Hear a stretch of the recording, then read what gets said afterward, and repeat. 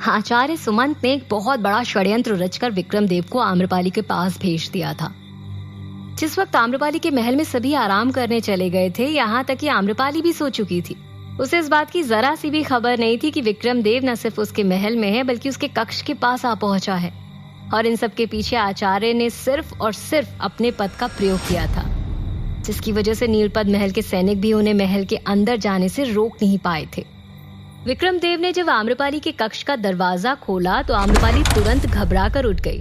जब उसने देखा कि उसके कक्ष के दरवाजे के पास एक अनजान व्यक्ति खड़ा है तो उसके चेहरे के भाव घबराहट से हैरानी में बदल गए। वो अपनी शैया से उठते हुए कहती है, कौन हो तुम और हमारे कक्ष में कैसे आए?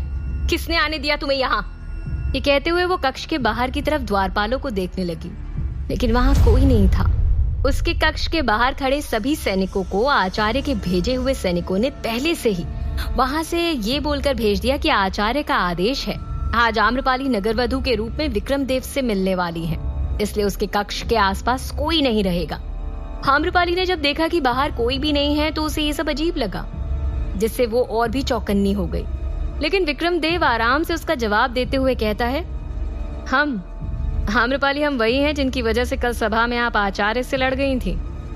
उसकी बातों से आम्रपाली आश्चर्य से कहती है, क्या आप सामंत पुत्र विक्रमदेव हैं? बीती शाम आम्रपाली आचार्य से इतनी क्रोधित थी कि उसका ध्यान वहाँ खड़े विक्रमदेव पर अवश्य पड़ा था, लेकिन वो असल में है कौन उसने इस पर ध्यान नहीं दिया था। लेकिन इस वक्त विक्रमदेव उसके कक्ष तक पहुँच गया था, ये बात उसे हजम नहीं हो रही थी। वहीं जब उसने विक्रमदेव की तरफ देखा तो वो उसे जिन नजरों से निहार रहा था, आम्रपाली को उससे घृणा होने लगी। उसने अपनी नजर उससे फेर ली और कठोर आवाज में कहा, आप जो भी हैं हमारे कक्ष से अभी के अभी बाहर निकल जाइए, अन्यथा आप सैनिकों को बुलाएंगी। वैसे बुला लीजिए, पर सब व्यर्थ होगा, क्योंकि यहाँ आपके और हमारे अलावा कोई और नहीं है। विक्रमदेव ने आम्रपाली की बात का जवाब तो दे दिया था, लेकिन आम्रपाली स्तब्ध थी। उसने नाराजगी दिखाते हुए कहा, कहाँ गए हमारे सैनिक? हमें अपने आसपास भीड़ बिल्कुल पसंद नहीं है, इसलिए हमने सभी सैनिकों को यहाँ से भेज दिया। हम आपसे अकेले मिलना चाहते थे। विक्रमदेव आम्रपाली से निश्चिंत होकर बात कर रहा था, लेकिन आम्रपाली को उसका व्यवहार बहुत ज्यादा घृणित लग रहा था। इससे पहले आम्रपाली कोई प्रतिक्रिया दे पाती, विक्रमदेव उसके समीप आकर खड़ा हो गया। ये देख आम्रपाली झट से पीछे हट गई और उस पर नाराज होते हुए कहती है, ये कैसी हरकत है? आखिरी बार कह रहे हैं, निकल जाइए यहाँ से। अब आम्रपाली के बर्दाश्त करने की सीमा समाप्त हो रही थी, लेकिन विक्रमदेव अपनी आदतों से बाज नहीं आ रहा था। वह आम्रपाली के और करीब आ गया और कहता है, आम्रपाली हमें तो लगा था कि आप बहुत समझदार होंगे, लेकिन देखिए कैसी बात कर रहे हैं आप। हमें यहाँ से जाना होता तो फिर हम आपके पास आते ही क्यों? हम आपसे भेंट करने आए हैं और आपसे बिना भेंट किए नहीं जाने वाले, समझ गई? ये बोलकर वो उसका हाथ पकड़ने की कोशिश करने लगा। ये देख आम्रपाली ने तुरंत अपना हाथ पीछे कर लिया। पहले ही विक्रमदेव ने उसे अपने शब्दों से चोट पहुंचा दी थी और अब वो उसका हाथ पकड़ने जा रहा था। इससे आम्रपाली के सब्र का बांध टूट गया। उसने कहा, बस बहुत हुआ, बहुत कर ली आपने हमसे अपनी बातें, लेकिन लगता है आपको सीधी बातें समझ नहीं आती। आम्रपाली बार बार विक्रमदेव से पीछे हटती जा रही थी, लेकिन विक्रमदेव रुकने का नाम ही नहीं ले रहा था। उसके और करीब आते जा रहा था। उसने आम्रपाली की बातों को काटते हुए कहा, आम्रपाली आपका क्रोध करना हमें और भी ज्यादा अच्छा लगता है। कैसे बताएं आपको कि आप अपने व्यवहार से हमें और भी ज्यादा अपनी ओर आकर्षित कर रही हैं। तो भला हम यहाँ से कैसे जा सकते हैं? आम्रपाली को उसकी बातों से समझ में आ गया था कि वो यहाँ से नहीं जाने वाला। उसने एकाएक उसे धक्का दिया और मौका पाते ही दरवाजे की तरफ भागी, लेकिन विक्रमदेव हवा की तेजी से दौड़ते हुए उसके सामने आ गया। उसे देख आम्रपाली एकदम से रुक गई और उस पर क्रोध करते हुए कहती है, हमने कहा ना हमें तुमसे कोई बात नहीं करनी। यदि तुम यहाँ से नहीं जाना चाहते तो हमें यहाँ से जाने दो। विक्रमदेव उसकी आंखों में आंखें डालते हुए कहता है, हम आपको मूर्ख दिखाई देते हैं क्या? आपने सोच भी कैसे लिया कि हम आपको यहाँ से जाने देंगे? खासकर तब जब हम पूरी तरह से आपके हो चुके हैं। अब तो आप यहाँ से तभी जाएंगी जब हम आपसे कहेंगे। आम्रपाली विक्रमदेव की जोर जबरदस्ती से भड़क उठी। उसने कहा, तो फिर ठीक है, अब यही सही। ये बोलकर उसने तुरंत वहीं दीवार पर ढाल के सहारे टंगी तलवार को उसके म्यान से खींच निकाला और विक्रमदेव की तरफ दिखाते हुए कहा, अब अगर तुम हमारे रास्ते से नहीं हटे ना तो हम तुम पर तलवार चलाने से भी नहीं रुकेंगे। आम्रपाली के तलवार निकालकर खड़े हो जाने से विक्रमदेव की आंखों में थोड़ा सा डर जरूर आ गया था, उसने आम्रपाली को समझाते हुए कहा, आम्रपाली ये तलवार नीचे रखिए, ये आपके हाथों में शोभा नहीं देती। आम्रपाली ने भी उसे पलटकर जवाब देते हुए कहा, और आपका बिना अनुमति के एक स्त्री के कक्ष में चले आना शोभा देता है? हाँ विक्रम देव, बिना हमारी अनुमति के हमारे कक्ष में आकर आपने बहुत बड़ी गलती कर दी है। विक्रम देव बिल्कुल ठंडे दिमाग से काम ले रहा था। वो इस वक्त निहत्था था, इसलिए वो किसी न किसी बहाने आम्रपाली के हाथों से उस तलवार को छीनना चाहता था। ठीक है, आप जो भी कुछ कहेंगी हम करने को तैयार हैं। हम इस कक्ष से भी बाहर चले जाएंगे, लेकिन आप ये तलवार नीचे रखिए। आम्रपाली को समझाते हुए विक्रम देव उसके करीब आने की कोशिश करने लगा ताकि उसके हाथ से वो तलवार ले सके, लेकिन आम्रपाली एक बार फिर पीछे हटते हुए कहती है, अगर ऐसी बात है तो निकलो यहाँ से। जब तक तुम यहाँ से नहीं चले जाते हम ये तलवार नहीं रखेंगे।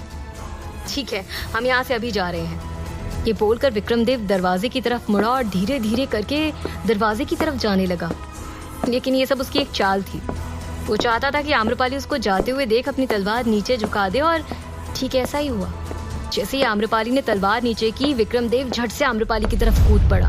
वो उसकी तलवार पकड़ने ही वाला था कि आम्रपाली ने सतर्कता से तलवार को और मजबूती से पकड़ लिया और तुरंत पीछे हट गई, जिससे विक्रम देव ना उसकी तलवार पकड़ पाया और ना ही आम्रपाली को। लेकिन आम्रपाली ने तुरंत अपनी तलवार विक्रम देव की गर्दन पर लगा दी। विक्रम देव अब घबरा उठा था।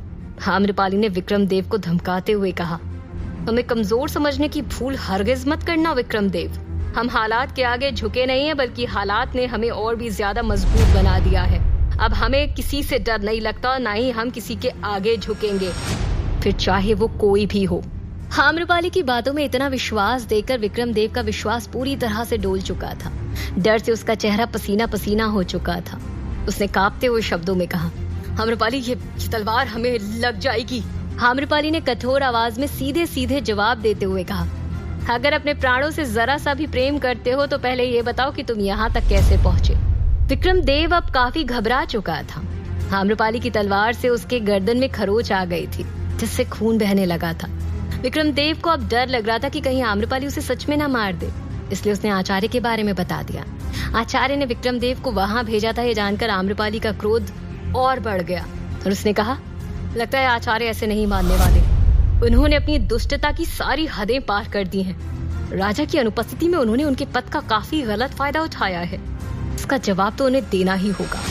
लेकिन इसके बाद उसने विक्रम देव को दरवाजे की तरफ इशारा करते हुए कहा, दोबारा से बिना हमारी अनुमति के हमारे कक्ष में तो क्या हमारे महल में भी मत प्रवेश करना, अन्यथा दोनों पैर काट के आपके हाथ में थमा देंगे। जाइए, निकलिए यहाँ से। इसके बाद आम्रपाली ने तब तक विक्रम देव की गर्दन से तलवार नहीं हटाई जब तक वो उसके कक्ष से बाहर नहीं निकल गया। उसके जाते ही आम्रपाली ने तुरंत दरवाजा बंद किया और एक लंबी सुकून की सांस ली। उसके चेहरे के भाव ऐसे हो गए थे मानो एक बहुत बड़े संकट के बाद उसे जीवन दान मिला हो। उस वक्त उसे सरना की याद आई। उसने कहा, सरना तुम कहाँ हो? तुम कब वापस आओगी? हर्षदेव के जाने के बाद एक तुम ही तो थी जो इस महल में हमारे साई की तरह हमारे साथ थी। तुम कब वापस आओगी सरना? यहाँ आम्रपाली को सरना की याद आ रही थी, लेकिन वहीं अवंती के माधानता में याददाश्त खो चुकी सरना उस कुटिया में थी। बौद्ध भिक्षु दिन भर जो भी भिक्षा पाते थे उसे लाकर सरना को दे दिया करते थे और खुद भूखे रह जाते थे। ये सब देखकर सरना को अच्छा नहीं लगता था। वो बौद्ध भिक्षु पर बोझ नहीं बनना चाहती थी, इसलिए आज रात उसने वहां से चले जाने का निर्णय लिया और बौद्ध भिक्षु के सोते ही वो चुपचाप उनकी कुटिया छोड़कर निकल गई। उस वक्त युवराज स्वर्णसेन भी माधानता पहुंच चुके थे। वो क्षिप्रा के तट पर आग जलाकर अपने घोड़े को एक किनारे खूंटे से बांधकर वहीं आराम कर रहे थे। तभी सरना वहां से गुजरी। उसकी नजर उस घोड़े पर पड़ी, लेकिन जैसे ही उसकी नजर पेड़ के तने से टिककर लेटे हुए युवराज पर पड़ी, उन्हें देखकर सरना के चेहरे के भाव और गहरे हो गए। वो युवराज का चेहरा ध्यान से देख रही थी मानो उसका अतीत उनमें दिख रहा हो। वो अपने आप से कहती हैं, क्या मैंने जानती हूँ? तुम्हें देखकर ऐसा क्यों लग रहा है जैसे हम पहले कहीं मिल चुके हैं? सरना अपने सिर पर जोर देने लगी ताकि उसे कुछ याद आ जाए, लेकिन उसके सामने एक प्रतिबिंब सा छा गया। उसका सिर जोर से दर्द करने लगा। सरना अपना सिर पकड़कर बैठ गई। ये क्या हो रहा है? हमें ऐसा दर्द तो हमें कभी नहीं हुआ। सरना सब कुछ भूल चुकी थी, इसलिए वो युवराज को पहचान नहीं पा रही थी। वो खुद को संभालते हुए उठ जाती है और कहती है, यहाँ खड़े रहने के लिए वक्त नहीं है हमारे पास। ये बोलकर वो युवराज के घोड़े की तरफ देखने लगी। उसे देख उसने कहा, रात काफी हो चुकी है, इस तरह पैदल चलना खतरे से खाली नहीं, हमें ये घोड़ा ले लेना चाहिए। ये ख्याल आते ही सरना तुरंत चुपचाप युवराज के घोड़े के पास गई और सबसे पहले उसकी गर्दन को सहलाते हुए कहती है, हमें क्षमा करना, परंतु हमें तुम्हारी आवश्यकता है। युवराज के घोड़े को सरना की पहचान थी, इसलिए उसने उसे देखकर कोई भी हलचल नहीं की। सरना घोड़े को खूंटे से खोलने लगी। सब कुछ बहुत ही सावधानी से कर रही थी ताकि युवराज की नींद न खुल जाए, और घोड़े को लेकर वो जाने लगी। युवराज का घोड़ा भी चुपचाप सरना के साथ चल पड़ा, लेकिन सरना बार बार पलट पलट कर युवराज की तरफ देख रही थी। उन्हें देखकर उसके दिमाग में कुछ आया, इसलिए उसने घोड़े को रोक दिया और वापस चलकर युवराज के पास आई। लेकिन अगले ही पल उसने युवराज के सिर के पास रखा उनका सफेद रंग का साफा उठाया और वहीं जल रही आग के पास बुझे हुए कोयले को लेकर उस कपड़े में कुछ लिखने लगी। उसके बाद उसने उस कपड़े को वापस युवराज के सिरहाने रख दिया और कहा, हम कुछ वक्त के लिए आपका घोड़ा उधार ले रहे हैं। जैसे ही हमें हमारा अतीत याद आ जाएगा, हम आपका घोड़ा वापस कर देंगे, माफ कीजिएगा। इसके बाद वो घोड़े पर सवार होकर वहाँ से चली गई। भले ही सरना अपनी याददाश्त भूल चुकी थी, लेकिन उनके सैनिकों वाले गुण अब भी बरकरार थे उसमें, और यही वजह थी कि उसके हलचल के बारे में युवराज स्वर्णसेन को बिल्कुल भी नहीं पता लगा। इधर सरना अपने दूसरे सफर पर निकल चुकी थी, लेकिन वही मगध साम्राज्य में सम्राट बिंबिसार ने आम्रपाली की सुरक्षा व्यवस्था को मजबूत करने की सारी रणनीतियां बना ली थी। वहाँ अंतेनाग और विशाखा दोनों ही साथ खड़े थे। सम्राट ने उनसे कहा, हमें जल्द से जल्द आम्रपाली के महल के चारों तरफ ऐसा सुरक्षा कवच बनाना होगा जो हर तरह के शत्रुओं से लड़ने के लिए तैयार हो। यदि कोई आम्रपाली पर षड्यंत्र का जाल फेंकने की भी कोशिश करेगा तो इस कवच में जलकर राख हो जाएगा। विशाखा ने पूछा, परंतु सम्राट, जिस सुरक्षा व्यवस्था की आप बात कर रहे हैं उसके लिए वैशाली के राजा की अनुमति अत्यंत आवश्यक होगी, और इस वक्त लगभग प्रत्येक राज्यों के सभी राजा चेदी जनपद में आयोजित धर्म सम्मेलन में उपस्थित हैं। विशाखा का जवाब देते हुए अंतेनाग ने कहा, तुम उसकी चिंता मत करो विशाखा, सम्राट ने इसका भी उपाय ढूंढ लिया है। वैशाली के राजा 2 दिन बाद वैशाली वापस पहुंच जाएंगे। उनके वापस आते ही हम अपना कार्य शुरू कर देंगे, लेकिन तब तक वहाँ हमारे गुप्तचरों को चौकन्ना रहने की आवश्यकता है। तभी रानी कौशला देवी वहाँ आ गई। रानी के आते ही अंतेनाग और विशाखा उनका अभिवादन कर कक्ष से बाहर चले गए। सम्राट काफी गहरी सोच में डूबे हुए थे। उनका हाव भाव देख रानी कौशला देवी समझ गई कि सम्राट का ध्यान कहाँ है। उन्होंने उनका ध्यान भंग करते हुए कहा, सम्राट क्षमा कीजिएगा, परंतु क्या आपके इस चिंतन की वजह हम जान सकते हैं? उनकी आवाज सुनकर सम्राट ने कहा, रानी कौशला देवी, आप यहाँ कोई महत्वपूर्ण कार्य? रानी कौशला देवी के चेहरे पर यह सुनकर मुस्कान आ गई। उन्होंने अपना अधिकार दिखाते हुए कहा, क्या एक पत्नी अपने पति से मिलने नहीं आ सकती? नहीं नहीं रानी कौशला देवी, आप गलत समझ रही हैं। अगर ऐसी बात है तो फिर आप अपनी पत्नी से अपनी चिंता की वजह भी बता सकते हैं। रानी कौशला देवी को इस तरह से बात करते हुए देखकर सम्राट को थोड़ा अजीब लगा, क्योंकि इससे पहले कभी भी रानी कौशला देवी ने उनका इतना ख्याल नहीं रखा। ऐसा कभी नहीं हुआ था, लेकिन फिर भी सम्राट ने शालीनता से कहा, चिंता की कोई बात नहीं है, बस एक महत्वपूर्ण कार्य बाकी है, उसे पूरा करना है। रानी कौशला देवी जानती थी कि सम्राट किस महत्वपूर्ण कार्य की बात कर रहे हैं। अंदर ही अंदर उन्हें सम्राट पर क्रोध आ रहा था। वो अपने मन में कहती हैं, आप जितनी भी आम्रपाली के महल की सुरक्षा व्यवस्था बढ़ा लें, लेकिन उस सब का कोई फायदा नहीं होने वाला, क्योंकि आम्रपाली को मारने वाला महल के बाहर नहीं, महल के अंदर ही है, और बहुत जल्द आम्रपाली का अस्तित्व हमेशा हमेशा के लिए समाप्त हो जाएगा। रानी कौशला देवी को पूरा यकीन था कि आचार्य अपना कार्य पूरा करेंगे, और आचार्य बिल्कुल वैसा कर भी रहे थे। नीलपद महल में उनके भेजे हुए सैनिक आम्रपाली के कक्ष के बाहर ही छुपकर खड़े थे, मानो उन्हें किसी के आने का इंतजार हो। अगले ही पल उन्होंने देखा कि विक्रमदेव, जो कि आम्रपाली के तलवार से चोट लगने की वजह से अपनी गर्दन पर हाथ रखकर बाहर की तरफ आ रहे थे। उसे देख दोनों सैनिकों ने एक दूसरे की तरफ आंखों से इशारा किया और चुपचाप विक्रमदेव के पीछे पीछे जाने लगे। विक्रमदेव को इस बारे में बिल्कुल भी पता नहीं था कि वो दोनों सैनिक उसके पीछे आ रहे हैं।